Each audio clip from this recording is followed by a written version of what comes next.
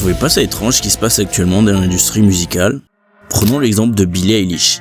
L'histoire racontée est la suivante. Elle et son frère ont écrit un album de leur chambre qui a tout changé. Juste Billie et son frère Phineas qui faisaient de la musique pour le plaisir. Ou Taylor Swift, une fille d'une petite ville qui écrivait des chansons sur les peines de cœur et qui, d'une manière ou d'une autre, est devenue une star avec son premier album. En gros, un conte des faits des temps modernes.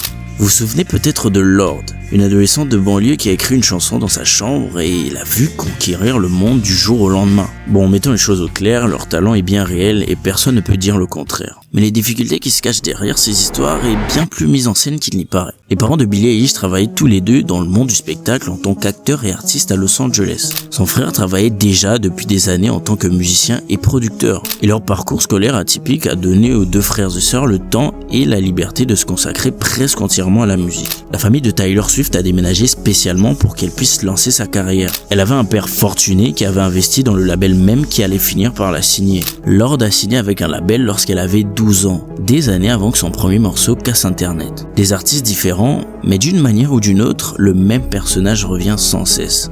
L'outsider. Pourquoi? Parce que c'est peut-être la seule histoire à laquelle nous ne pouvons tout simplement pas résister. Les recherches suggèrent que lorsque l'on indique aux gens quel camp est censé perdre, même dans une compétition entre deux parfaits inconnus, la majorité finit par soutenir celui dont on prévoit l'échec. Nous sommes programmés pour soutenir l'outsider, probablement parce que la plupart d'entre nous se sentent déjà comme tels. Alors quand l'histoire de quelqu'un d'autre reflète ce sentiment, nous ne nous contentons pas de l'admirer, nous nous reconnaissons en lui. Et l'industrie musicale le comprend mieux que quiconque. C'est comme ça que ça marche, c'est comme ça que ça nous est vendu.